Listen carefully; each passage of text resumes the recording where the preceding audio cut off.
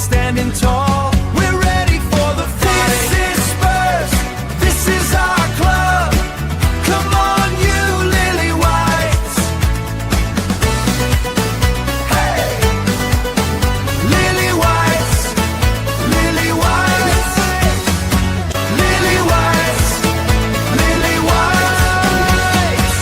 Come on, you lily whites, lily whites, lily whites,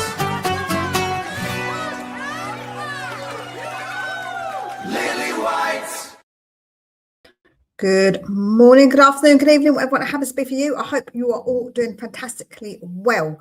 So I have put the link in for anybody who wants to come and join me. I want everybody to come on and have their say, if they so wish, about what has happened at Tottenham with the big news that we've had that come out. We will be discussing other things, but yeah, it'll be good for everybody to sort of have their kind of view on it. I did obviously do my stream yesterday, 8 o'clock last night, and I had some guests on. So if you haven't watched that after this, can you please go over and watch it? It was really a good laugh, good conversations, and like I say, having a bit of banter as well, because why the hell not? Life's too short to be serious, right? So yeah, it was a really good show, and I will be doing those every week at 8 o'clock on a Wednesday. So it'll be really lovely for you guys to come and join and be part of the pack. As I say, the link is pinned, so if anybody wants to come on, they have to have their camera on, keep it respectful. That is all I ask. Otherwise, you will be booted out. I don't have any of that nonsense here. So, yeah, we are obviously going to speak about it with what's coming out from actually Fabrizio Romano has now sort of jumped on it.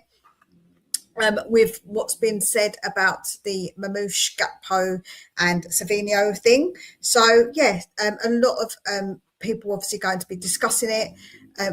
There's going to be a lot of discourse about whether they're good enough. Are we just getting some rejects? You know, there's all those sort of conversations. And like I say, I love to have those conversations with you guys and know your opinions.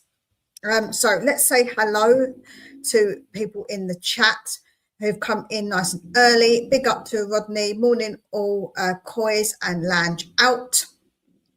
Big up to you. As I say, the link is there for everybody. Janice is saying, good morning, Mia and chat. Good morning to you. Good morning to Josh Coys. Good morning, Mia and chat. Hopefully a big transfer week ahead.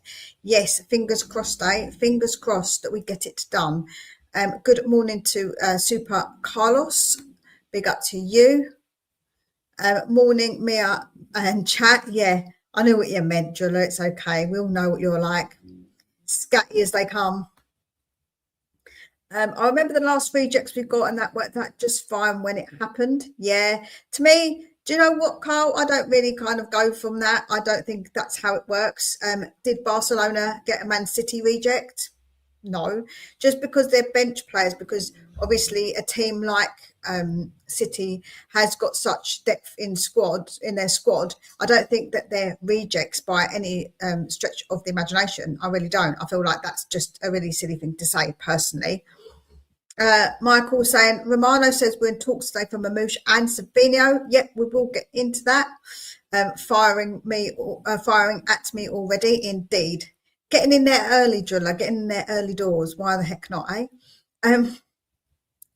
So the thing we are going to talk about first, big up to Ryan. Morning, Mia, how are you? And how do you feel about Mamouche Savinho? That might be coming in. We will be talking about it, Ryan, in a little bit. And as I say, the link is there for you if you wish to come on and have your say, if you agree with me, if you disagree with me. There's been links for us to get Martinez. Now, this is a bit confusing because obviously Villa were going to sell him, but we've got Kinski. So for me, this rumour does not make any sense in any which way. I don't know about anybody else, but I don't see this happening.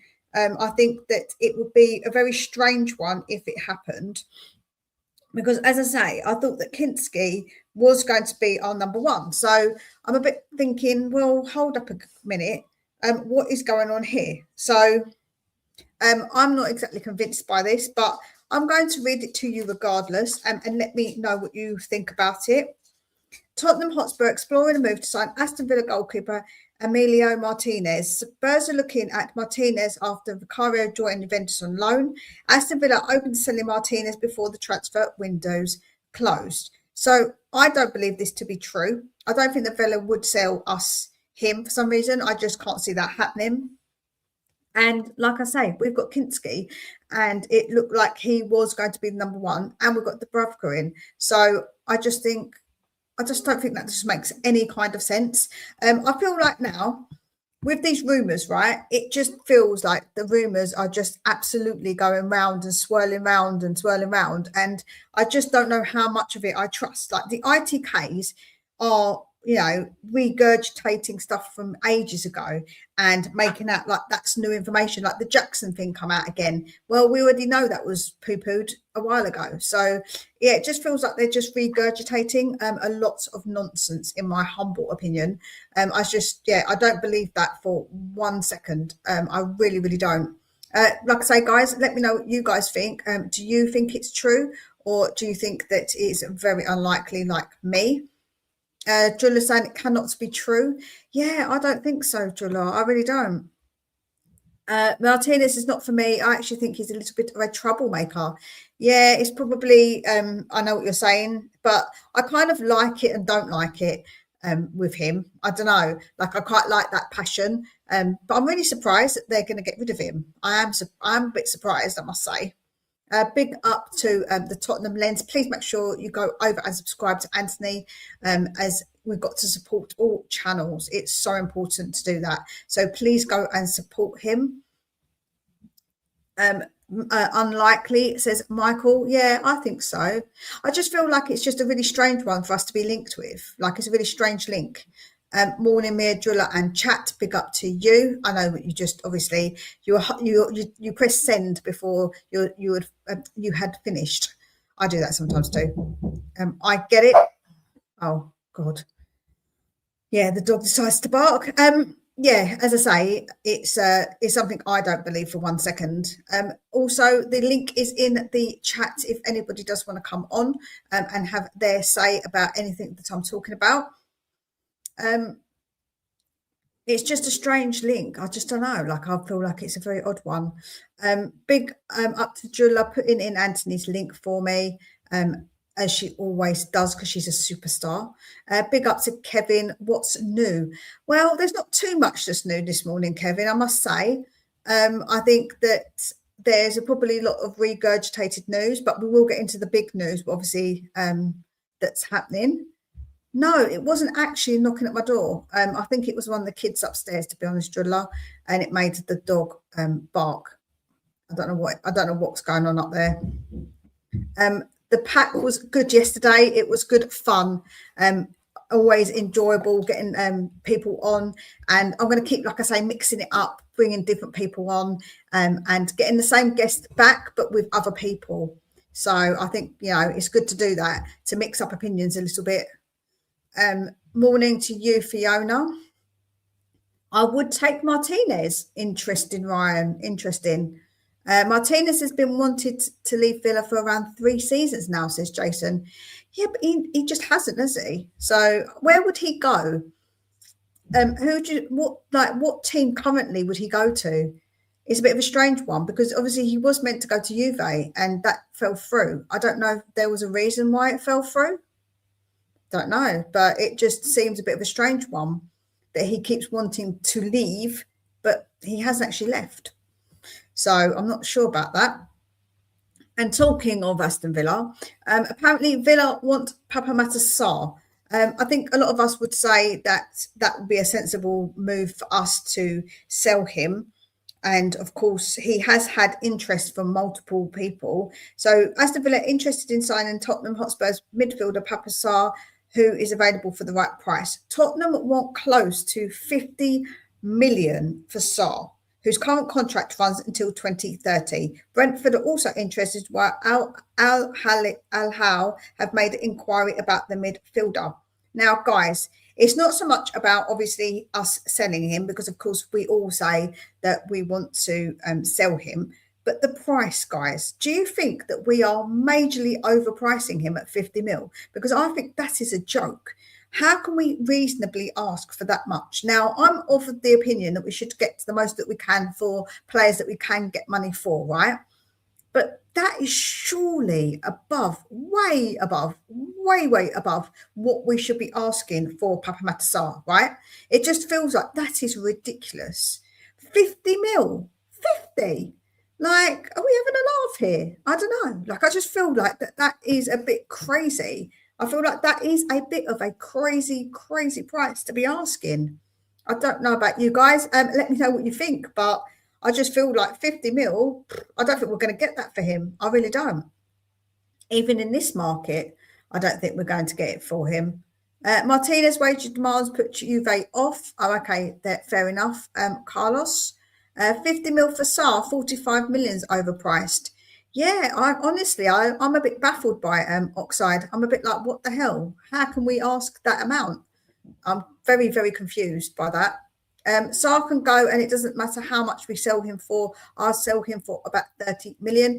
Do you know what, Ryan? I would say 30, 35 million. That's about right for me. 35 mil max tops Mia, says Gary. Yeah, I agree. Big up to you, Scott. I hope you are well. Yeah, I honestly think that it's a bit of a nuts price to ask 50 mil for Papa Sarr. I just don't think that is a reasonable amount that we're going to get. And if we keep putting the prices up so high, we're not going to end up selling him. So that's a really big issue. Like, I honestly can't understand it. I can't understand why we would ask that amount. Crazy, crazy prices. I'm going to just make sure that the banging is everyone's okay upstairs. Children, that's what happens when we've got kids at home. Yeah, I don't know, but I just don't want us not to sell him because we're overpricing him. I just feel like that would be such a stupid thing to do when he really does need to be sold, because we cannot literally register all of these players. So he really does need to go now. Our social media stalkers have struck again. Sarr has deleted all of his Insta posts. Oh, does that mean he is out of here? Maybe a deal has already been done for him, possibly. Tottenham won't go for Martinez, no sell on value, says Kevin. Yeah, that's a good point. I'll take 20 million for Sarr, to be honest, says Fiona. I think maybe 20 is a little low, but I think 30, 35, I think that's about right. Sarr has enough chance to prove himself. Sadly, he hasn't hit the potential. 20, 30 mil, he can go, says Josh. Yeah, I agree. I definitely agree with that. I think that he hasn't shown maybe what he could possibly have done. 10 mil for £10 for Sarr for me, says Scott. I think that's a little low, on the low side. I mean, you know. Me and Mia agree. I never thought I would see the day. I know. I must have gone and bumped my head this morning. Swap Papa Sarr for John McGinn. Jason, I don't think they're going to do that somehow. Rodney saying 28 mil for Sarr. That's very specific. 28 mil, not 30, just 28. Fair enough. 20 mil for Sarr, get rid of him, said Oxide. Yeah, listen, if they come in with a 20 mil plus, say, 5 mil bonus, I would probably say cool. I think that unless someone else is going to come up with a little bit more, I really think we need to get rid of these players, and overpricing them is just not a good idea, right? It's just stupid to do that. I know a lot of people don't like him, but we have just sold a right back Matty Cash swap. Oh, no, I wouldn't want Matty Cash because, no, I don't think he'd come to us anyway, but I don't know. I don't like that. I don't like him as a person. I don't know. I think he would clash with De Zerbi. He seems like a bit much of an a-hole, a bit of a shit stirrer. Not for me. We all know premium prices are paid in the Prem. That is a good point, Kevin, but I do think that that's a bit cray-cray for Sarr. I'm not going to lie. I do think that is a little on the old cray-cray side. I can't, for the life of me, think that that's an acceptable price. Big up to Joe. Fantastic show last night. Oh, thank you so much. Thank you to every single one of you who has watched it. And anybody, like I say, who hasn't after this, could you please make sure you go over and watch it and to get those numbers up, and also leave comments in the comment section so it gets pushed out to more people. But yeah, it was a really good fun show. Like I say, I'm planning to keep doing it and mixing up a little bit with the guests, getting different people, different voices on. So yeah, that was good fun. Even though some of people just talk way too much. We all know who that is. Ryan saying, I would only take cash for Sarr. I mean, I don't know if that's really an option. Good evening.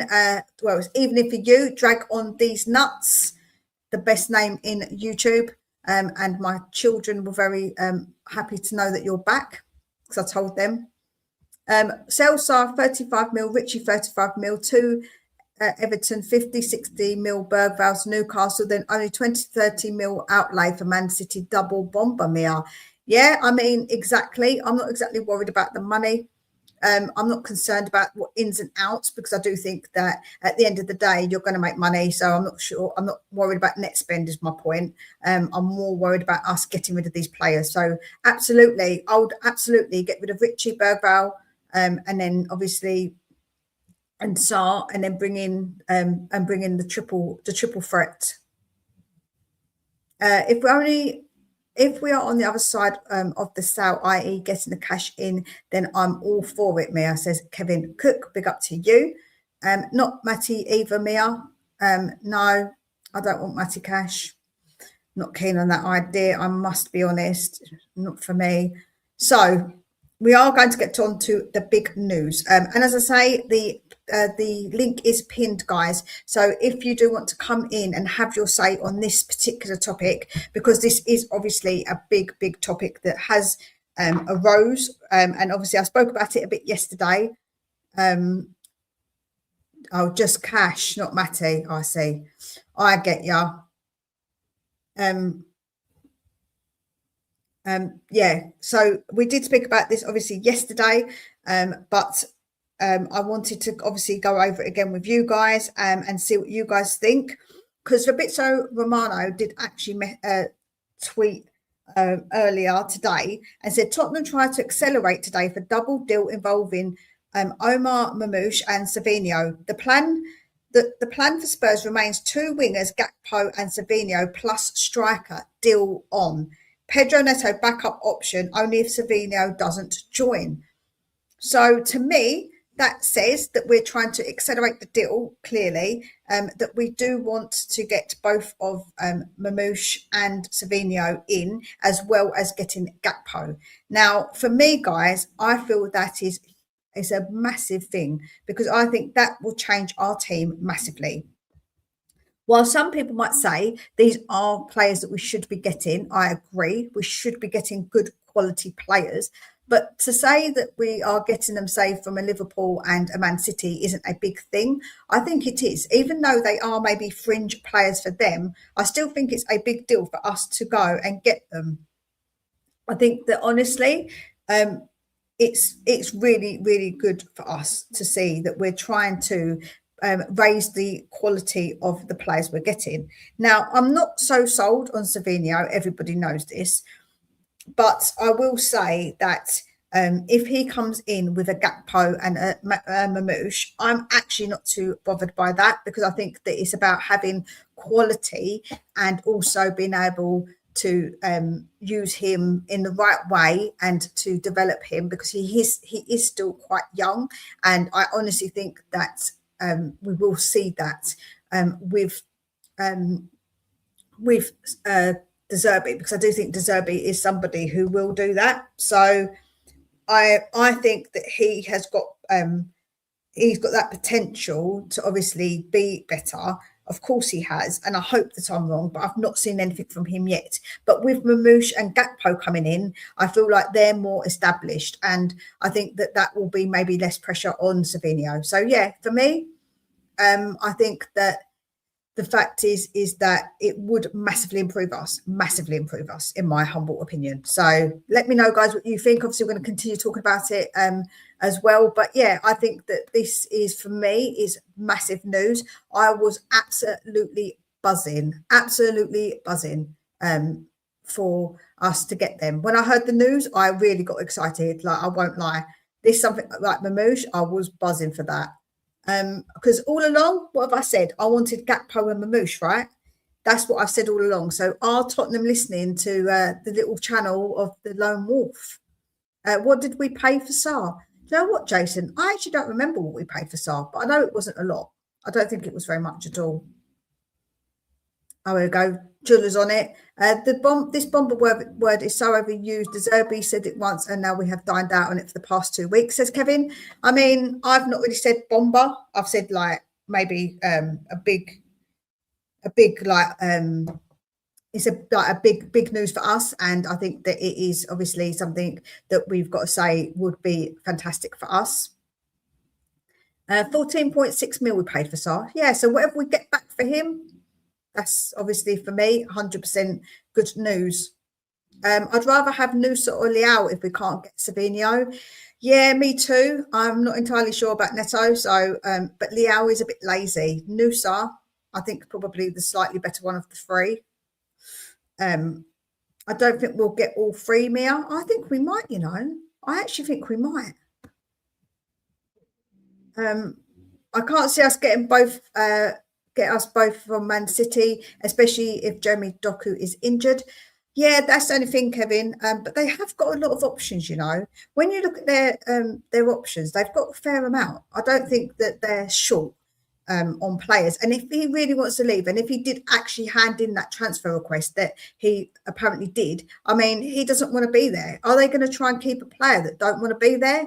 I mean, I guess they could do it, but it's not going to be good for him, is it? Or good for them to have an unhappy player. What do I always say? If a player doesn't want to be at my club, off you trot. And I think that most big clubs would have that attitude, surely. Me and Benji have got mad chemistry with Jula holding it all together. Triple threat.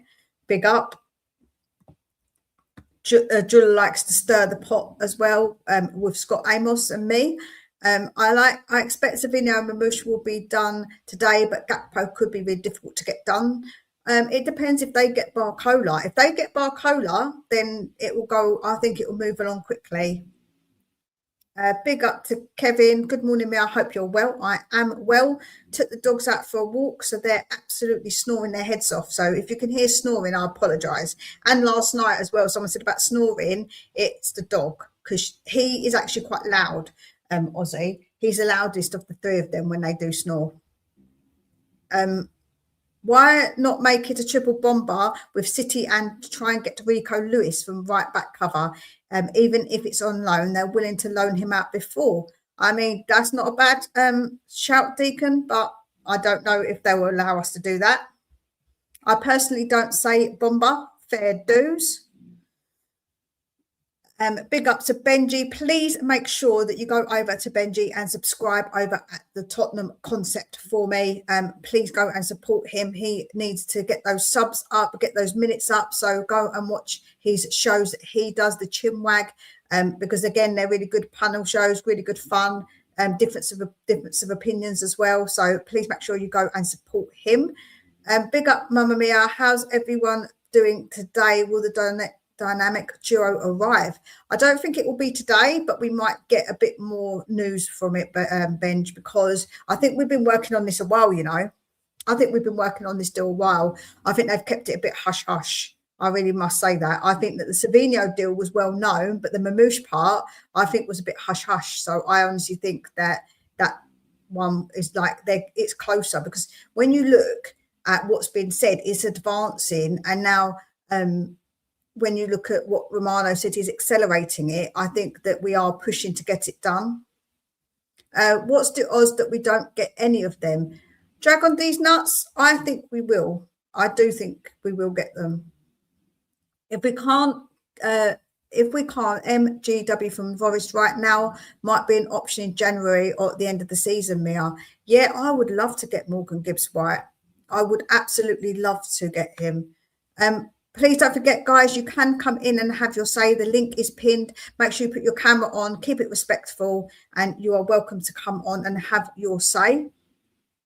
If we do, then I would be happy, but I think it would be Mamouche and Savinho only, I think. See, I would rather actually get Mamouche and get Gakpo. And if Savinho don't come, sorry, Benji, if he don't come, then he don't come. I'm not really bothered by that, if you like. Look at the state of the three we are linked with. They're all played in better teams than ours, and their stats are hardly inspiring. The value linked to them is crazy, says Kevin. Listen, I think that the problem we've got is that we need to play big money because we finished 17th 2 years in a row. Beggars can't be choosers, you know. I feel like some of our fans are a little bit, like I said last night, they think they can go into the bar and get the 10 out of 10. And like, you're not going to get the 10 out of 10, mate. Like, that ain't going to happen. So I feel like we can't really be... beggars can't be choosers, right? We finished 17th 2 years in a row. For us to get these players out of clubs like that, even if they are fringe players, I think that would be big for us. And I think we have to sort of know our place in the pecking order. For people to say that these aren't good players, I feel is a little bit disingenuous, I must say. What's wrong with it? It's only a word, FFS, bomba, bomba, bomba. It means something's dropping. Yeah, I know. People don't know, don't know. They don't like words, I guess. Signed today, registered tomorrow. Now, tomorrow playing the weekend. TTID, no, because they can't, because they have to get a new work permit, so they can't actually do that, unfortunately.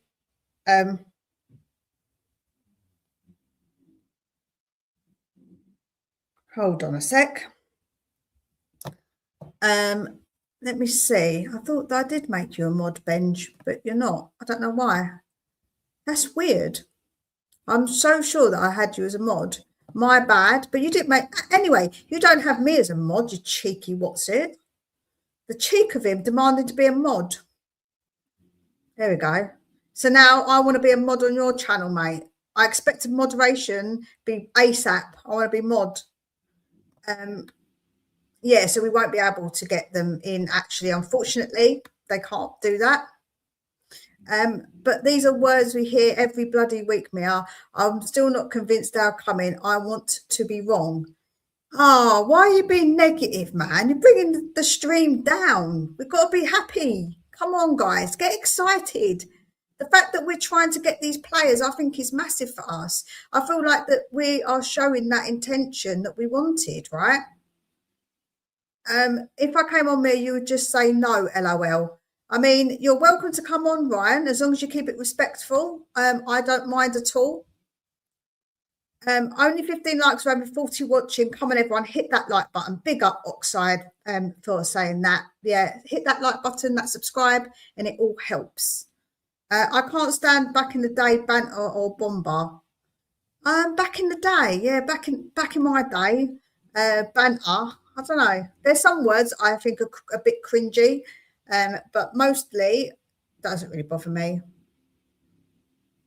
Finished 17th to have no European football this season, and fans expect the elite to come to us.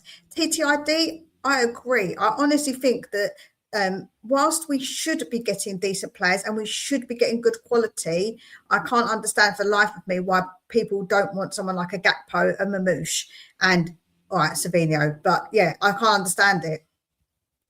The audacity. Honestly, I'm not mod on your bloody channel. The cheek of him. Yeah, I should. I think I might have to unmod him. Nope. Cheek. The absolute cheek, mate. So I'll be having words, man. Big up to Rabbit Man. I hope you are well. Yeah, you can do your laughing emojis all you like. Honestly. Oh, you don't feel special now? Bless. We have got Ryan to come in. Big up. Are we going to be positive, Ryan? Are we going to be negative? Going to be as positive as I can be. Okay, right. We'll keep the swearing down to a minimum. And I'm not going to swear, Mia. Don't worry. I'm respectful like that. Okay, I'm just actually quite tired. I've only not long woken up either, so that's why I look a bit of a mess. So sorry, I do apologise, Mia. It's all right. So what's your thoughts about these players that are coming, possibly coming in? And are you like others who think maybe they're not at our level, like they're people sort of making like downplaying them a little bit? No, look, I've said on so many occasions, Mia, right, that anyone in the Man City team would walk straight into our team because just how bad our team was last year. Now, it's fine having everyone saying that we could be getting Cody in, but I'm not sure if that would actually happen if Liverpool don't bring in the other in their wingers that they need. But then what I'm also hearing is, I'm not sure how true it is, but Cody might be another because he can play up front. He might rotate with Marmoush, and we might be able to get rid of Richarlison, so he can play out on the wing and up front. Yeah, but they both can play. They both, or all three, can play multiple positions, right? So we've got Savino can play left and right. Gakpo can play as false nine, and on the left, and then we've got Mamouche can play on. I think he plays on the left, and he also can play through the middle. So all of them can sort of like change, if you like. So then that's another question then, Mia, that I'd like to ask you then. If they can all switch over positions, yeah, then would you say that we could potentially get away with selling both Solanke and Richarlison? I mean, yes and no, because of the homegrown thing. And big up to Martin. And don't you dare ban anybody, Benji, because your privileges will be taken away. You're meant to be there to mod people and put in the links. Behave your bloody self. I think that we could, but like I say, the homegrown quota, that's the only thing we've got to worry about, is that if we sell Solanke, we have to get somebody else homegrown. But then would that affect us this year though, Mia? Or would that be for next year? Because if it would be next year, then we haven't got to worry too much about it this year, do we? We do, because we can only register 17 non-homegrown players. So if we get somebody else who's not homegrown, they take up that spot. And if you name less homegrown players, I think if you name 2 less, you can have 1 less of the non-homegrown as well. That's the Premier League rules. Obviously, the rules for Europe are different. Yeah. So it is. So that's difficult. why I was asking, Mia, because obviously I wasn't sure. That's why I wasn't quite sure whether it would be affecting us this season or if it would be okay for this season, and then next season we have to worry. It still does affect us, so because there are Premier League rules too, so you do have to still stay within those limitations. So you can't obviously just do as you please when it comes to that. So we've still got too many non-homegrown players, so we have to sell them. We have to sell some, and that means if we get this triple threat in, that we definitely have to sell, because none of them are homegrown. So we have to sell more non-homegrown players. Big up to Psycho Teacher. Hope you're well. So then, if that was the case, then but that like you're saying that is Mia, then would you say that anyone in the midfield that you would like to see gone, who is not homegrown? Probably Bentancur and Sarr. But then that would leave us short, because that would mean we'd need to have somebody really as good a quality as Sarr, and I don't think that Archie Gray is that. So that would obviously leave us with another issue. So if we got right, so how I personally would love to resolve that is to get rid of Sarr and Bentancur and Solanke and bring in Morgan Gibbs-White, because that's a homegrown player, right? So then you're not worrying about that space, that homegrown player, then that takes up that space that Solanke has vacated. So then you can get in another non-homegrown player. So, or you'd have to get someone like Alex Scott in, because then again, you can get somebody else who's not homegrown. See, I would actually take Alex Scott. I would actually honestly take Alex Scott, but I would also, I know there's a lot of people that don't like my opinions, and I'm not saying there's just people who don't like everyone's opinions anyway at times, but I would say get rid of Tell. I'd say get rid of Sarr, and then get rid of Tell, and then maybe Kulusevski. I know that's an opinion that people don't like, but I'm going to be honest and say, actually, Kulu would be very difficult to sell. But I have said that myself, because I do think that he shouldn't be registered regardless, because I just don't see how we can really register him when we obviously can't register everybody and we've got not enough players to be able to, and he's injured and we don't know what he's going to be when he comes back. So I think that that's probably somebody I would say that we shouldn't register, but I don't think we will be able to sell him just yet. With Tell, I don't think that Tell, I don't think they will sell him, I must say. Yeah, I've got to agree. I'll big up to everybody who is coming over from the 2 Marks. Big up to 2 Marks for sending everybody over. The link is in the chat, guys. It is pinned, so you can come on and have your say if you disagree with Ryan or myself. And make sure you leave your camera on for me. So yeah. If you'd like to join the panel, there we go. Julia doing her duties. I don't know what, Benji, you're doing. You're meant to be mod, mate. What are you actually doing as mod? Absolutely jack shit, basically. Big up to Anthony. Sorry, I get on his case. Everyone's allowed their opinion. Yeah. I know you're only joking. I've got Anthony coming on as well. Big up, Anthony. Big up, Mia. You all right? Yeah, not too bad. How's you? Yeah, very good. Very happy, excited about the bomber we got yesterday. So all good. Oh, you're happy about it, yeah? Because a lot of people are downplaying it, Anthony, and saying that they're not, maybe they're just rejects of these clubs, that they're not that good. So what's your thoughts about that when people say things that I've just done a short on it, yeah. And all I have to say is, who do we think we are? I agree. We have finished 17th 2 seasons in a row, and we think we're better than the players that are coming in, like the Slovenia. I mean, people have their doubts about Slovenia or whatever, it's everyone's opinion. But players like Mamouche and Gakpo, we're thinking we're too good for them. They're playing for elite clubs. Gakpo's been playing for Liverpool. Look at the side they've got. And actually, he was a first-team regular at Liverpool. And Mamouche is behind Haaland. There's no way he's going to get in that side. I don't understand it. Who does everyone think we're going to get? We would love the Ostermans, the players like that, but as much as I'd love it, but realistically they probably won't come to us at this moment in time. We just need to concentrate getting back into Europe. Eventually, if we go for the league title, maybe we'll bring in even more better players. But it's all about building. You've got to keep building every season, bringing more quality players, let players go. And yeah, I just don't. I mean, some Spurs fans just think we're going to go out and get world-class players in just because we're Tottenham. But at the end of the day, we need a bit of reality, really. We're competing against some other top sides that are more advanced in our project than we are. So I just don't really get it from a lot of Spurs fans. I'm baffled by it all, to be honest.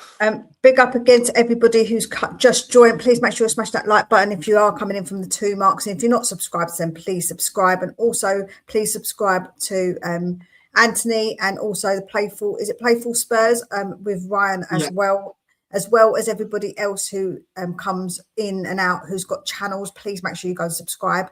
What's your thoughts about what Matty has said here? I do agree. Is it official? It is official. Oh, it's not official, is it? We're excited about it. No difference to the MGW bomber last season. It ain't real until they actually at the club. I do understand that. Yeah. I do get that. Obviously, people are going to be sceptical and say that it's not official yet. But I think that what I'm trying to say is about people's views of those players. I think Matty's my problem is that people are trying to downplay them as players, where I don't think that we can really, like you say, beggars can't be choosers in my eyes. I think that we can't say that they're not good enough for us when we finish 17th 2 years in a row. And who do you expect us to get? I just don't understand what level of player people are expecting us to get, really. Well, they're also the same. Sorry. I'm sorry to interrupt. So one thing. Also, they're happy to have Tell. We've had Tell on the left 2 seasons ago. We've had Richarlison.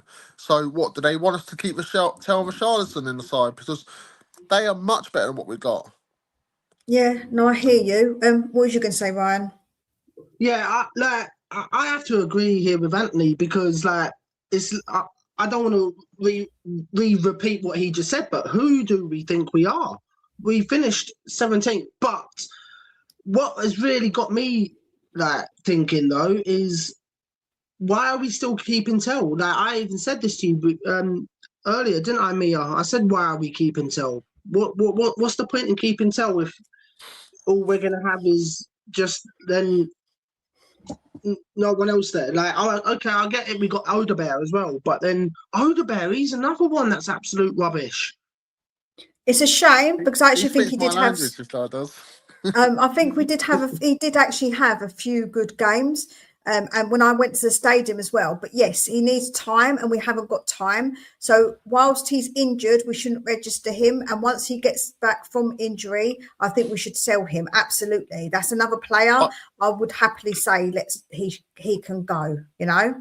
I've heard sorry Mia, I've heard Odebear is really good in training, but when he comes to the matches, he goes into shell. He can't handle the pressure, the supporters and stuff. I'm sorry if that's the case. You shouldn't be playing professional football, especially in the Premier League. Yeah, no, I get that. I just like yeah, I say, that's true. Yeah, that's true. Like if he can't handle the pressure, then what's he even doing at the club? We need players at the moment that can handle the pressure, and I think if we don't have and to be honest, like Mia knows, I don't want to be doing business with Forest ever again. But if it means us having to just go and get Morgan Gibbs White at any price at this point in time just to have that homegrown, I will take it at the moment. But I would rather have Alex Scott first before Morgan Gibbs White, and that's not because I think that Alex Scott is better. I just don't want to do business with Forest. But if there's no other way around it, and Alex Scott does leave this summer to whoever he's linked with, and we have to go in for Morgan Gibbs White, I will not be happy that we would have had to do business with Mariakis, but I will be happy though that we would have got another good player in, even though like me and I want to do business with Mariakis. Trouble is though, yeah, Gibbs White and Alex Scott are two different players, aren't they? Like Gibbs White, I think Gibbs White can play in an 8, but he's more of a number 10, and Alex Scott's a number 8, and I think with Sandro Tonali and Fernandez both there, unless a Bentancur or Dre leaves or something, I can't see us going out and getting Alex Scott as much as I'd like Alex Scott, and he's a Tottenham fan as well, which is a massive bonus.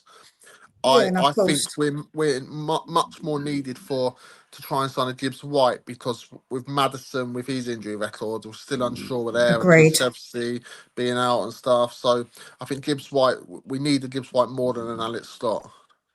Yeah, no, I agree with you. Oh, sorry, Mia, go on. Yeah, no, I agree. I think that really, if it was down to me, Anthony, I would say bye-bye to Maddison and get Morgan Gibbs White in. At the minute, I'm not attached to any of these players and I'm quite ruthless. So I know that he really likes the club and blah, blah. But at the end of the day, he's too fragile and I don't want a player like that. I think that we need to now think of Tottenham and not really worry about anything else, and that to me would be such a good alternative like to have is Morgan Gibbs White. He's not quite the same type of player, but he does score goals and he actually is he is a very good player, and I do think that he's got that fire in his belly a little bit as well, Morgan Gibbs White, which I quite like. See, I would agree with you with that, Mia, right? Phil. But the only way I would agree with you is if we was to get rid of I was going to say Alex Scott, but we haven't even got Scott. If we got rid of Archie Gray and Maddison and brought in Alex Scott and Morgan Gibbs White, I would be more than happy with that as well. Problem is, I don't think we will get rid of Archie Gray because De Zerbi's given him captaincy in pre-season, which I don't think he's going to become captain, but I think it's a sign to show everyone that Gray's in his plans. Yeah, no, I agree. I don't see what Gray's use is in the team. That's just my personal opinion. For me, the only way I see it is that when it comes down to it, he's only there because of the homegrown. Quota. That's it. Thank you. Yeah. Yeah. Sorry, Mia. Sorry. I was just saying, the thing with Gray, us fans always moan about him and stuff, but yet it's not really a coincidence that all managers that's been at Spurs have always picked him, haven't they? Because he's reliable. He doesn't make a fuss. any position. He would go in goal if he got asked to go in goal. Yeah, I think that's probably why is because he obviously is multifaceted, but I think his attitude as well. I understand what people are saying, like Gray's overrated. I get it, Paul, but the fact is that he has had multiple different managers, not been played in his preferred position. So I do think the boy, he has got good vision. I think he actually is a technically good player. I just think he's young and we haven't really given him the best opportunity to thrive or grow. So I don't think he's actually a bad player. When you look at him in versus Bergval's progression, Bergval's progression has really stalled, where I think you can still see something in Archie Gray. I'm not rating him highly before anybody says anything. I'm not saying he's up here at all, but I'm just saying I can see something in him. And I think that De Zerbi will develop him better than what we've had so far with him being developed, because Frank didn't go out to win games of football. He obviously wasn't going to play the type of football of most of us wanted to see anyway, and probably the type of football that suits most of our players. So I definitely think he's got more to him than what we've maybe seen, and people can disagree with me, and I'm happy for people to disagree. That's absolutely fine. That's just my personal opinion about Gray. I feel like people are very, very harsh on him, when I think some of these youngsters have been chucked in when they shouldn't have been chucked in, and relied upon when they shouldn't have been relied upon, in my humble opinion. Well, I think. But then, would you say? One thing quickly. Sorry, I think the price tag of Gray, the 40 million and stuff, I think it's an overpay, and I think a lot of people go to the price tag and probably are like, because I think Gray gets more of a backlash than Bergval does. But he doesn't put the price tag on his head, yes, though. I know. I don't get that. I know, but I just think that some Spurs fans, they don't think about that. They're like, oh, he's not worth that. We've paid £40 million for him and all this stuff. But it's not his fault that we paid that much. It's the club's fault. That's right. Exactly that. I think that honestly, that people using that against him is just not, it's not his fault. People should look at him as a player, and the player that he is, not anything to do with a price tag. I think all players are that for me. I don't look at their price tag. I look at what they are as a player. Yeah. So go on then. But then Brian, you was going to say? Yeah, I was going to say though, right? But then would you agree on the other hand then as well, that with the other managers about Spence, would you agree that they didn't choose him because of his attitude? Now, is that a possibility? Yeah, probably. They probably didn't choose him because every time that Udogie come back, he'd get dropped. So there must be something. There must have been something with Spence. I was happy for Spence to go. As long as we've got a replacement, I was happy, but we haven't got a replacement. So obviously I'm not particularly happy. But yeah, I think that Spence, I wasn't bothered by Spence, because I do think a lot of managers dropped him, and they've done the opposite with Archie Gray. Archie, although he shouldn't have been relied upon, it seems like managers do really like him. So there must be something in that. And I think that he's got a good attitude to learn. And I think he will learn and grow in the right environment. So I think that he will become better when he's not been relied upon all the time. And I've also noticed... Sorry, carry on. Yeah, I just feel like that's obviously a consideration that we have to think of. I feel like that you can't rely upon these youngsters and expect them not to make mistakes, because they're still young, and youngsters are going to make mistakes. So to expect perfection from a youngster, I think is unreasonable, in my opinion. I also think I've noticed something. The older generation of fan, like Spence, I've noticed a few of the older generation actually do. It's the younger ones that have probably maybe in their 20s or something that don't like Gray as much. So I think I've just noticed that with fans. Sonny, while you're saying that the kids nearly got us relegated, that wasn't their fault that they got played. When we had so many injuries, what did you want to do? Like, we didn't have the quality that we should have had. Like, we should have had better quality so the kids didn't have to be played. And yes, RDZ did come back and say to not do that, because obviously he knew that was better, because we had injuries coming back. So I don't think it was the youngsters. Like, to blame it just on the youngsters, I feel like is really disingenuous, because I don't think it was all them. Well, do you know who I blame this on? Mia, do you know who I blame it Oh, on? sorry, Okay, yeah, go on, sorry. I No, blame sorry, Thomas what? Frank. Yeah, Sorry. Thomas. But also, the saying you blame the kids getting us relegated. Well, what about Van der Ven? He was in there, weren't he? He's not a kid. Yeah. What about Richarlison? He was in there. He was That's not a kid. right. And There's still Romero, senior players out there. Romero was Yeah. there as well. So, like, at the end of the day, I'm sorry, but like, whilst I do think the whole team was absolutely pants, I think to just pinpoint it on youngsters who are going to make mistakes, they weren't ready. They shouldn't have been chucked in as they were. Like I said, I feel like expecting perfection from these youngsters is just like, it's just silly. Like, I can't understand it. It's like me telling my 17-year-old, go out and go to work and you're going to be perfect at the job that you want to do. Well, of course he's not going to be perfect at being he wants to be a chef. He's not going to be a perfect chef, is he? Why not? Yeah. Because he's young and he's going to make mistakes. That goes with all jobs. They're young and they're learning. Yeah, it's like going and telling him to go and he has to run the kitchen by himself for the day or something. Isn't it? Yeah, that's right. You're relied upon. Now, here you go, kiddo. You're in charge of your top chef. Like, that's not going to happen, is it? So I just think of it from that perspective. Whilst I'm not fully excusing anybody who played for us and nearly got us relegated, I do think to say that it point the fingers at the majority of the kids is unreasonable. That's just my point of view. Obviously, everyone's welcome in my chat. You're all welcome to have that your own point of view, as long as you keep it respectful. I'm not against anybody here having a difference of opinion. Now, I was actually going to say something, Mia, right, about who I blame, right? And there's four things that I blame from last season. Frank, Tudor, the board, and the whole team. Yeah, that's fair. Because I think that's reasonable. The board, right? They didn't know what they were doing. They didn't know whether they were coming or going. They didn't know if they was picking a cod or a salmon out of the water, right? The kids, they were not good enough. None of them, in my opinion, were not good enough. Neither was Mickey van der Ven or any of the others, for that matter. I think that was all a bunch of rubbish. And then Tudor, well, I don't even know why we even hired Tudor. Oh my God. Like, what was we doing? What was we doing there? Like, really, what were we doing there?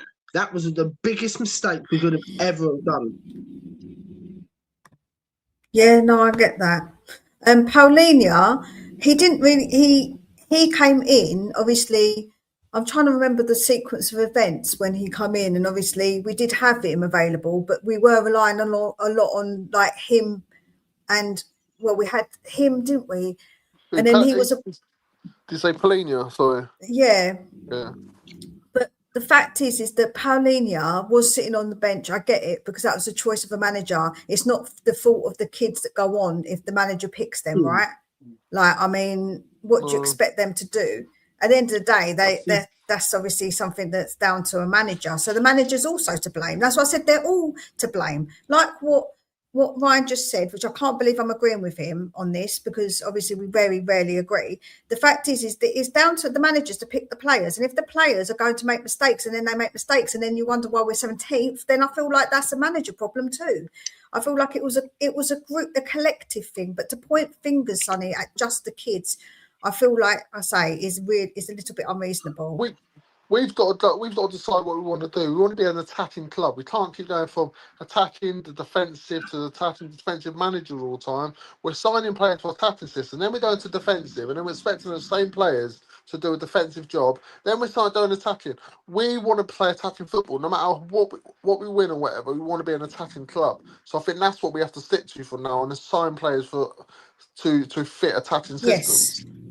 Yeah, that's it. Moving forward, I think that we need to get these players in that are wanted by the manager, that are going to play how he wants them to play, and that's that. And like, I think that the youngsters that we have got, they can be brought in if and when they're ready, and they can be used in the correct way. And I think that that's probably how they should have been used for anyway. That's how they should have been used, but they haven't been used like that.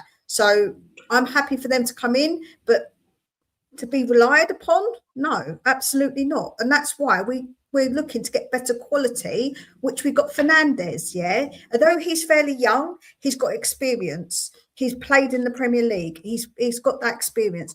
We've got Tonali, absolute quality player. When you watched him, I know it's only pre-season, but mate, that guy, he's so quality. So now our midfield is them, and then the backups to them is Conor Gallagher and Bentancur. Again, yes, Bentancur might be a little bit more of a drop, but that's still good quality. So we're not relying on these kids. See, I like Bentancur. Before he got injured, Yeah, I that do had like that really bad injury. Agreed. He was excellent, and I think that injury has affected him really bad. Because since then, the drop off has. I think he's changed his game a bit as well. Because he used to run forward with the ball and score. Remember the goal against Leeds when we won 4-3, and he ran towards the goal and scored. But since the injury, he's played more of a defensive role than an attacking role, I think. Yeah, no, agreed. I do think that Bentancur is a really good player, but I think, like you say, the second injury especially, has definitely changed his game. 100%. I feel like that's definitely changed. Till that injury, he was superb. I think he was playing really well, and then he got that injury. Yeah, he was. And I think we fell away a little bit after that as well. So I think so that it's no coincidence we dropped off a bit. I think he was a really important player for us until he got an injury. Yeah, see, I no, can't I agree agree. with you. I can't agree with you, Mia, about Conor Gallagher being a backup. I really can't agree with you on that. I can't. I'm sorry, I can't agree with you on that, and for one What do you reason mean? only, because Conor Gallagher is better than Maddison. Yeah, but he's not going to play as a number 10, different. is he? Yeah, he's a different player. He's more box to box. Although he can play the 10, he isn't creative like what Madders is. And even when you look at somebody like Morgan Gibbs-White, he's different to a Conor Gallagher. Gallagher is a monster when it comes to energy and pressing.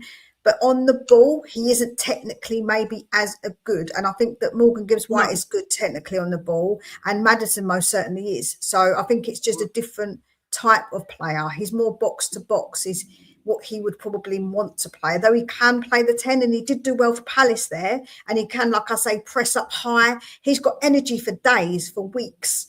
So I think that he will be getting time to play, but I think that if you've got someone who's technically a bit better, more creative, like a Maddison or a Xavi, you'd probably use them opposed to Connor, in my opinion. It's a bit like comparing a number 6 to an 8, isn't it? Who's better at a number 6? Yeah. Someone's going to be better as a number 6 than someone to a number 8, and vice versa.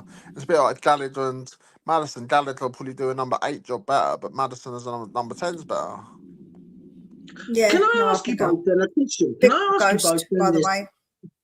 Big up, Ghost. I just wanted to ask you both something. Who starts in that 10 on Saturday evening then? Because I'm honestly thinking that it might be Connor over Maddison, just because that, from what I'm hearing, or what I've heard anyway, is that he might not be fit enough to play. Oh, that's not different.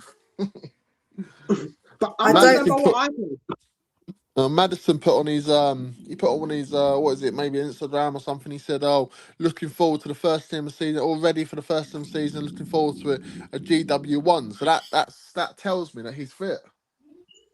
So I think that what will happen with Madders, he might get half an hour at the end of the game because he didn't look sharp. He didn't look sharp at all. Yeah, so I think that what will happen is maybe what Benji actually has said. We're playing a flat 3 and have Conor Gallagher there, because it won't be the same as somebody like a Maddison, because he doesn't really play that position, if you like. He's not really he's not a 10. He's more, like I say, a box to box. So I think that's probably what will go down. So would you say I've got to go. Sorry, I've got to go quickly. But it was just a flying visit. No worries. Please make sure you go and subscribe. Nice to meet you, Ryan, mate. Yeah, you too, man. Yeah, cool. Cheers. Big up. See ya. Cheers. Take care. If anyone else wants to come on and join, they're more than welcome to. The link is pinned, guys. So as long as you have your camera on, you can come and have your say. Obviously, I like to hear different opinions. Yeah, so go on, Ryan.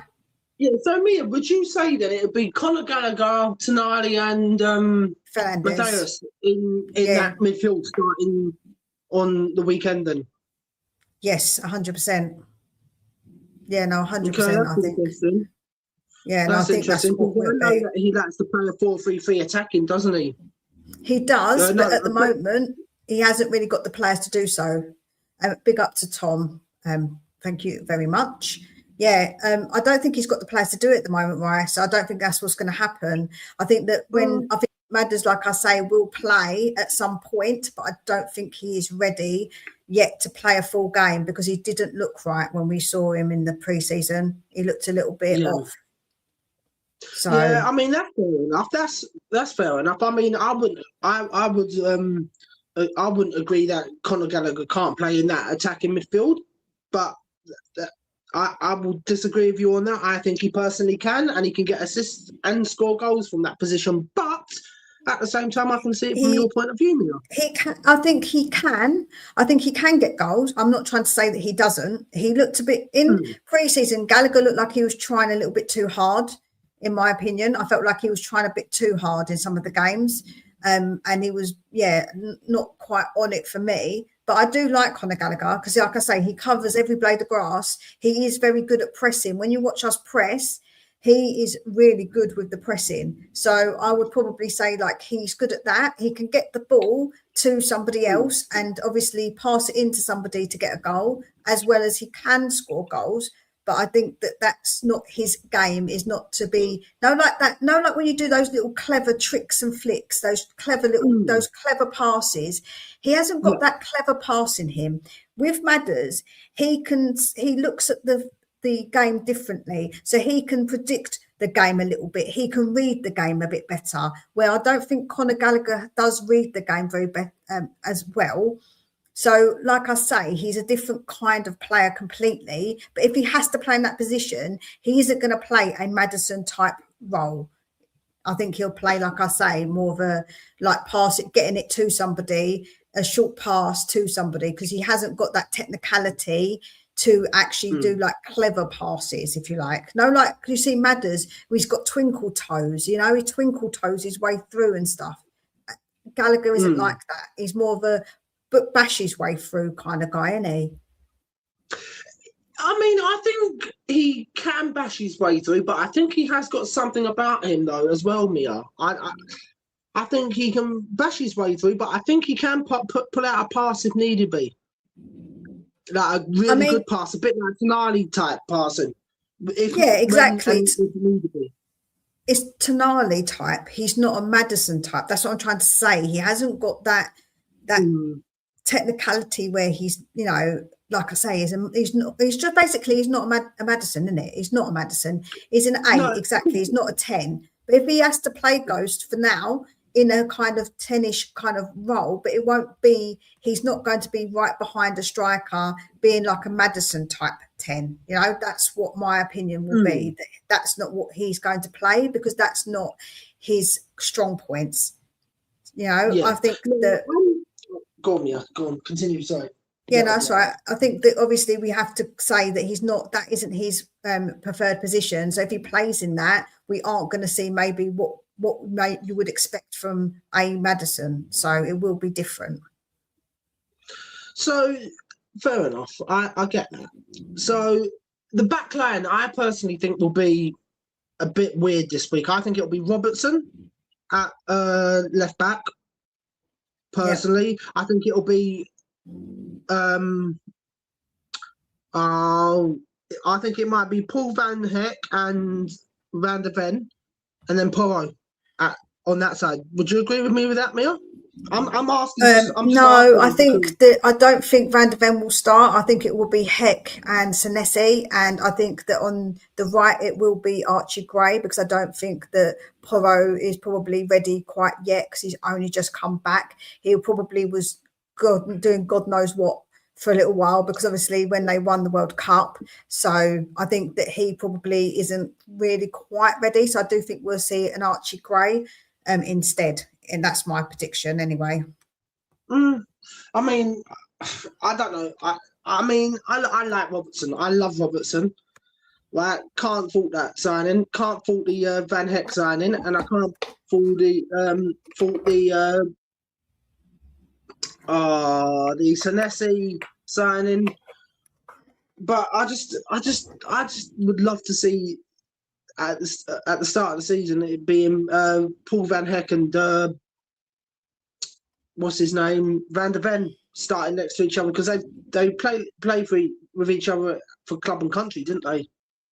That's why I would love to see them both start and see how quick it takes for them to gel.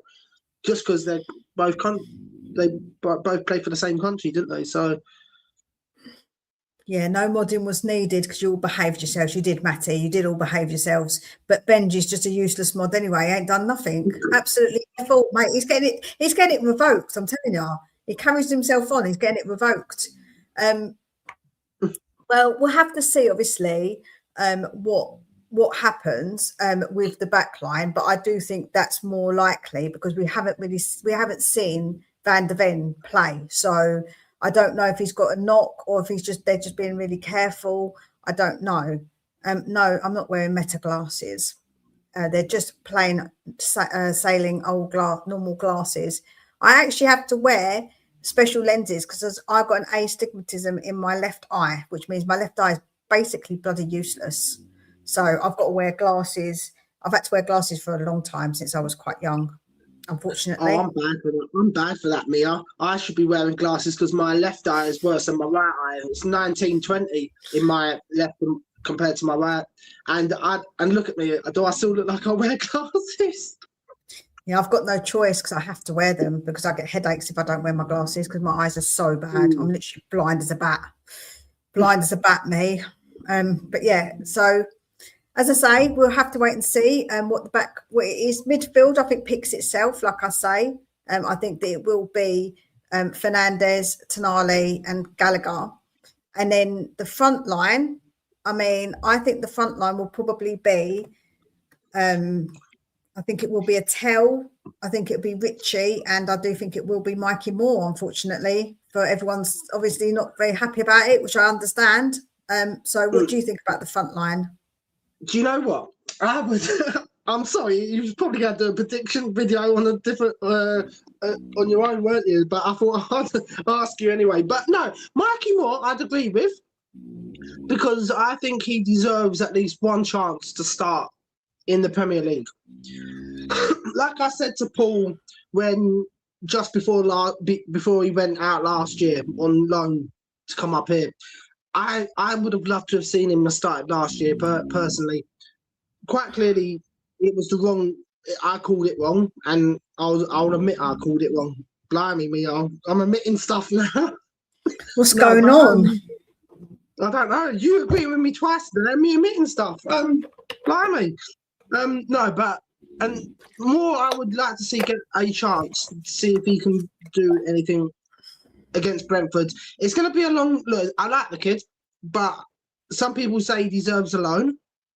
But I honestly, I think that he deserves at least a chance before we get Savinho or Marmouche personally. Striker, I'd like to say Solanke, but he's not fit. So that literally picks itself, doesn't it? And then on the left, I don't really want Tell playing, but Odebear's not fit, and there's no one else who can play there. So I can't kind of disagree with. I can't disagree with you with that front line, me. Even though it hurts me to say that I've got to agree with you. Oh, is it that bad? Is it? Back left to sub. Oh, big up to you, Matty. Thank you so much. Remember to keep liking and subbing, please, guys, as it does really help. And of course, everybody else as well. All of the channels, go and support everybody as it's important to support everybody. VDV is a strange one, injury-wise. He is or he isn't injured. He hasn't played since the World Cup. Yeah, Jason, it is a bit of a strange one with VDV. I'm not entirely sure what's going on with him, I must admit. Big up to you, Craig. I hope you're well. Yeah, it's a bit of a strange one with VDV, but I don't think he'll feature. I just don't. I don't think we've not seen him, so I don't think that will happen. It's weird because maybe they've done something, Mia, where they've said, look, we'll keep you to one side until the start of the season, then we'll bring you in for the first game, so he's got more time to like just get his fitness up a bit more. Because don't forget, he was at the World Cup, Mia. Don't forget that he was at the World Cup, and that could be a good possibility. Possibly. So I've got the question that I starred from Jason Phillips. Big up to you. Name your team. Name your team, even with the new signings. So I'll let you go first, and if I disagree with anything, then I'll say. The new signings. Right.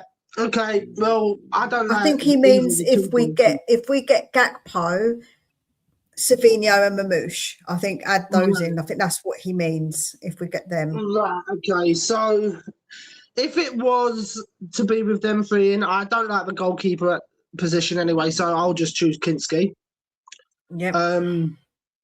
Then my left back would be Robertson, Paul Van Heck, Van de Ven and Porro, Tonali, Matthias, and Connor, with Cody, Mamouche, and Salvinio up front. There you go. I mean, I wouldn't agree with Cody. I think that I would actually, with Connor, I'd actually, if you can't play Maddison, I'd actually rather play Kudos there. I think having Kudos, Mamouche, Gakpo, and Savinho as our front, I think that would be scary. I feel that would be scary. I feel like that would be a really good front four, I think, of attackers. Okay, yeah, no, fair enough. I mean, I was just thinking because, like, I would just say because I would have kept Kudos on the bench until and as see, it's difficult because it depends on how Savinho starts. See what I mean? Because I would, if it meant he wasn't starting and Kudos was back fully fit, I would start with Kudos all day, every day. If he could guarantee me a whole season, it'd be Kudos over Savinho all day. But if I'm going on by what we've seen only from him from that first half of the season where he got injured, so that's why I would have chosen Savinho over Kudos for that position. But otherwise, but you're choosing. But you're putting Gallagher. I'm saying I wouldn't put Gallagher there. I'd rather put Kudos in the middle and have Savinho one side, Gakpo the other side, and Mamouche through the middle. See, because Kudos is more creative. He's a more creative player, I think, than what Conor Gallagher is.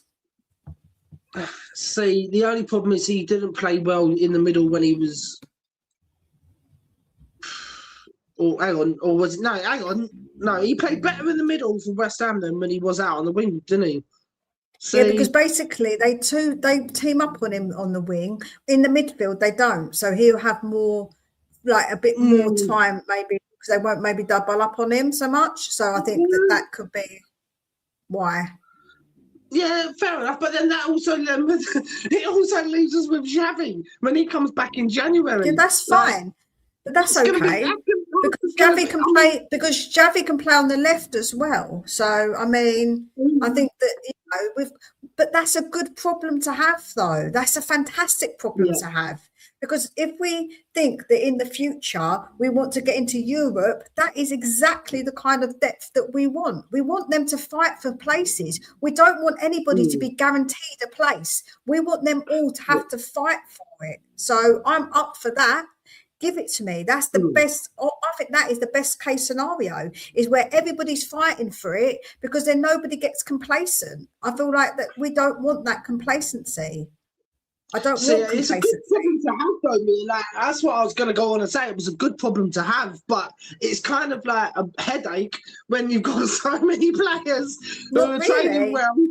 But then, not really. But it's a good problem to have, though. Yeah, it's not really a problem, though, because it's not a headache. Because how do other clubs manage it? I know we're not in Europe currently, but I feel like we need to think for the future, and we also want it to be like that, because in the future, that's how big teams, that's how they roll. They say to everybody, listen, you ain't no starter. You need to earn your start. And if you get a start, you need to be bloody good. Otherwise, you're out of here. Like, that's what you want. Like, I feel like that's exactly the kind of squad that I want to see. I don't want to see none of this, you're a definite starter, first name on the list, on the squad list thing. I want it to be everybody has got to fight for their right to play.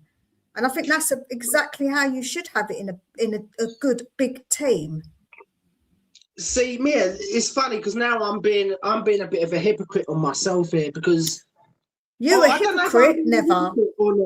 I don't know if I am actually being a hypocrite or not, though, Mia, because I've always wanted to have a team that was having to fight for places and it to have quality and depth. So maybe I'm being a bit of a hypocrite because now I don't know who to choose, but.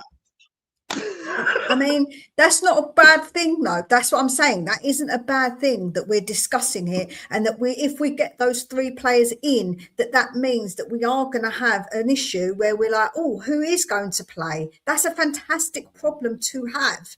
Like, that's the best problem to have. In fact, that's what you want. You want that problem. That's exactly, like I say, the problem that you need to have when you are a big team. We are supposed to be a big team, and we are a big team, a big club, and that's what we should be like. We should be like, that's the way it is, mate. You've got to fight for your place.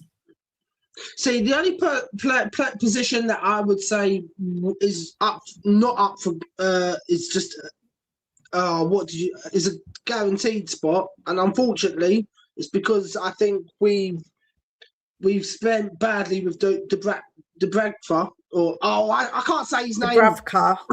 Yeah, thank you, Mia. Thank you. Is the goalkeeping position because Kinski's way much better. So he's a million times better than Kinski's a million times better than him. And unfortunately, that's why I would rather have had. That's why I said to you earlier about Emi Martinez. But the problem we've got, right, is that with goalkeepers, no one ever really fights for their place as goalkeeper. You don't see it in the Premier League where people are fighting for their place for the goalkeeper. You normally keep a settled goalkeeper. That's the one position that's obviously he's not an outfield player, but the player that is always is more permanent is a goalkeeper. You don't see Man City do it. You don't see Liverpool do it. You don't see Arsenal do it. You see them change maybe for cup games, but that's it. Like, at the end of the day, goalkeepers normally keep their place. They keep their spot. But then you say that, Mia, and I get where you're coming from with that, right, love? I see where you're coming from with that, love. But do you remember a few years ago when Arsenal had Ramsdale and they were switching between two goalkeepers? And that didn't do them much good because they couldn't decide, and that wasn't a good thing. And then they stuck to one goalkeeper. Then they stuck to a goalkeeper because you can't be doing that because the goalkeeper builds trust with the defenders. And I feel like if you keep jiggling it about, the way that goalkeeper expects your defenders to be gets jiggled about, and that's not what you want to do. Like, you can't do that. No, like I say, no big club or any club, I don't think, in the Premier League does do that. They don't do that with their keepers. They keep a constant goalkeeper because that consistency in a goalkeeper is good for the rest of the team, for the defence, and the trust that they build with that keeper, and that they know what they're going to do. They can predict them. They know how they kick out, like if they're confident kicking out from the back, and they can feel more confident because they know it just doesn't happen. I don't know why anyone thinks that that's a spot that you fight for, because if you look at the Prem, no other club does that. They don't fight for number one. That's the one spot that is kept consistent. See, and that's why I would rather have Emi Martinez coming in. That's a keeper I can get behind 24/7, 365 days a year, Mia. And then have Kinski as backup, and then Thingy is third. I don't want to butcher his name. Do you know what I mean, Mia? That's why I'm like saying Thingy. But we're not going to do that because we've just bought the Dubravka and we're going to make Kinski number one. So we're not going to do that. Like, that is just the fact. Like, we're not going to do that. That rumour, I think, is completely untrue. No, I think it is untrue.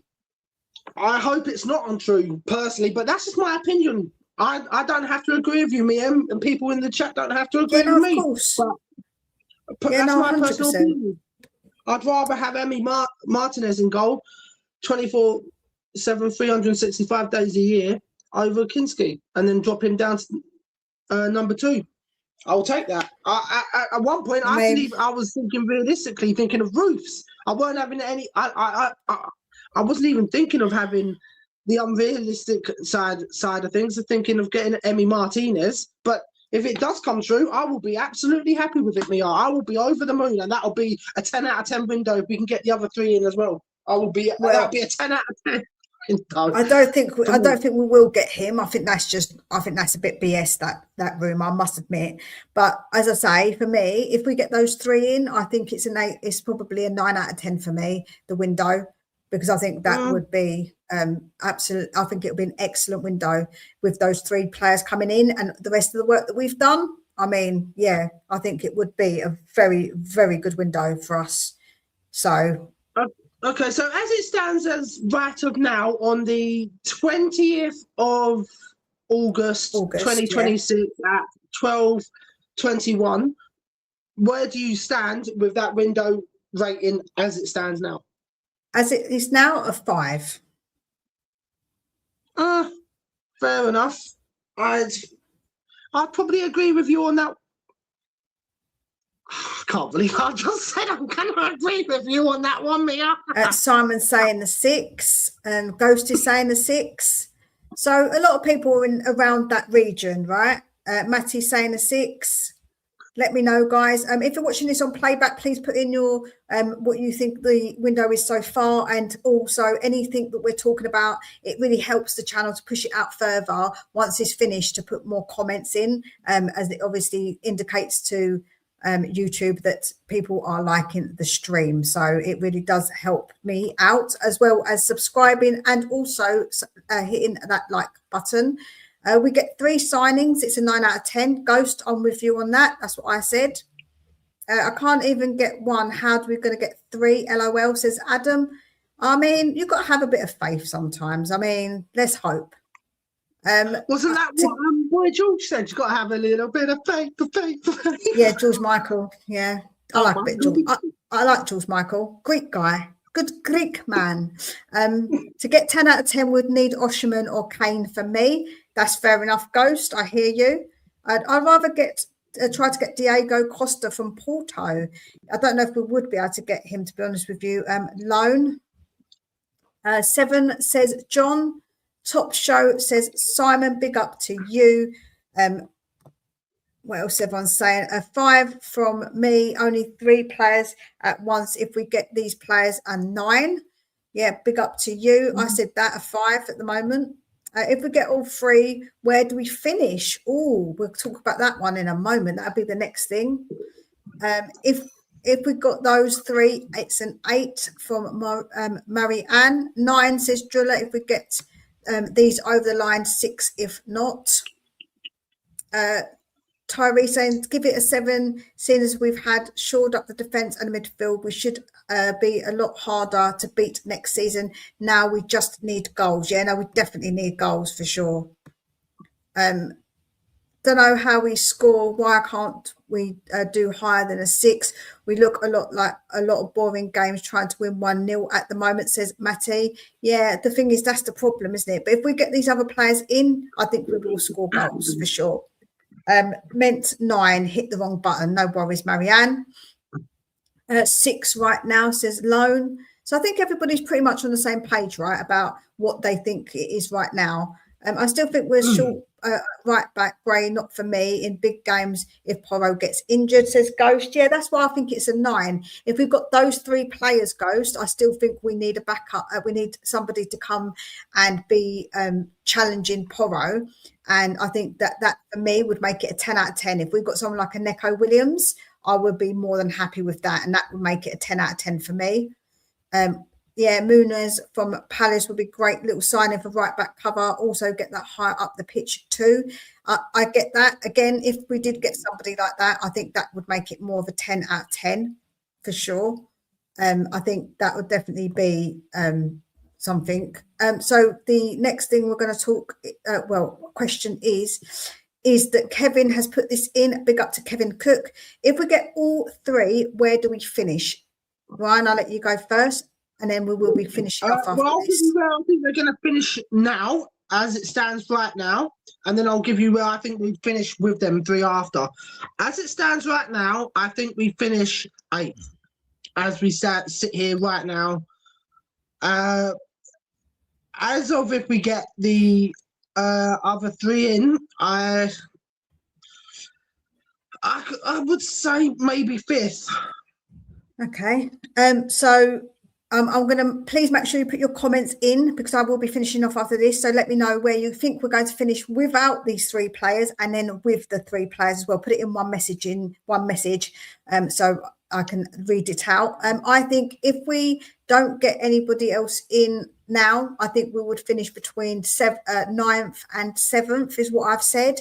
If we get the 3 attacking players in, I think we should be finishing 4th or 5th.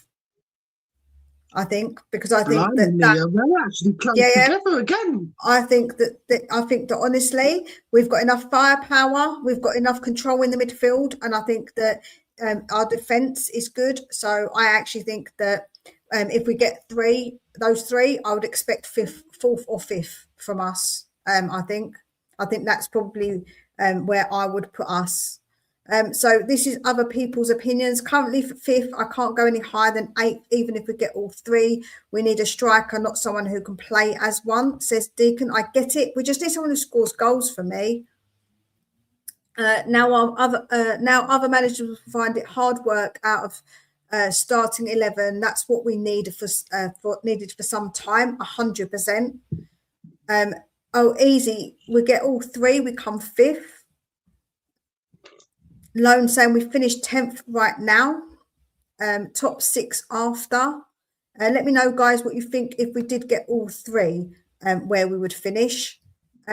Jules Michael was found with chocolate bar. Yeah, okay, very funny, Joe. Ha ha ha ha ha. You're trying to listen. I'm going for monetization, man. Like, we can't be saying things like that. It's only in the morning or afternoon now, but it's early day. We can't be saying things like that. If we get all 3, I expect top 6, but being realistic, the team does need some time to gel. Yes, it definitely needs time to gel. I think that's reasonable, Ghost. I will say that. With top 10, without top 10, with top 6, says Deacon. Like, a lot of people were obviously saying 6th, maybe 5th, if we do get them. As of now, around 10th with all 3, 5th. If we get all 3, I want domestic cup. Sorry, the kids have gone into the kitchen and the dog's barking. First, either way, said Dragon D's nuts. High expectations there. I think we should concentrate on Saturday, because as it stands, I see much more a settled Brentford side turning us over 3-1. Says Wembley. I mean, I hope not. Wembley, I hope not. With those 3 signings, what does the foreign player quota look like? Are we okay? Xavi and Odebert don't have to be registered until January. Yeah, Sonny, it is looking a bit sketchy if we don't get rid of some players. We definitely have to not register a few that are injured, I would say. If we had to slow start and kick on seriously from January, it would be acceptable for me, says Ghost. With the signings, 6th. I rate that joke, though. Honestly, Joe, what that is, that's such a boy joke. That's the kind of joke that my teenage boys would find funny, to be honest. It's just boys being boys. Without 8th, with 4th, remember, a lot of the clubs playing European football for the first time. The league form will suffer. Yeah, that is obviously something we have to take advantage of, that we're playing 1 game a week. When and if we do sign 3 signings, hopefully coming, our bench will be strong as well, says Jason. We should be going for the FA Cup, 100%. I want to win a cup. We should go strong in the cup. Mia, do you know what? I've actually said something that's going to actually shock you out of your mind here. You probably won't even be able to talk for the next 2 minutes. I said, right, I'm expecting us to finish without, this was before I found out anything about this, 8th and the FA Cup and the Carabao Cup. and that Wow. I'm shocked. I'm very, very shocked. Well, on that note, I think I'm going to have to leave it there. I'm dumbfounded. I'm flabbergasted. I'm all of those things right now. So, are you still doing content over at the Playful Spurs? Well, I will be again within the next week or so. But Paul, I don't know what Paul's doing because Paul's I ain't got a clue where Paul's gone at the moment. He's going to MIA. Yeah, he's gone literally don't know where he's gone, but I'll be back and then hopefully. Ooh. There's a quick update though before we do go. Apparently, according to someone on Twitter, who I don't know how much I'm confident in what he says, but Omar Mamouche is close to Spurs. Exclusive for story close to being confirmed. So there we go. Let's see if it gets done. Yeah, so please go over to Playful Spurs and please go and subscribe. Also over to Spursy Across the Pond, to Tottenham Concept, to Tottenham Therapy. There's Dave as well. God, there's so many. Spurs Syndrome. There's so many. There's just too many to think of right now, but there is a lot of people. So please make sure you go over and subscribe. Sorry if I've missed anybody out. I know Anthony's one has gone out of my mind what it is now, but I know I subscribe to him as well. So please make sure you go over and subscribe to everybody. I will be back tomorrow and we'll be talking about the game a little bit more tomorrow. So that will be interesting seeing your views on that. Yeah, we will get some money from that. Absolutely, we will. We'll be getting some money from the Troy Parrot. So I will be back, like I say, tomorrow. Take very, very good care of yourselves, everybody, and we shall speak again real soon.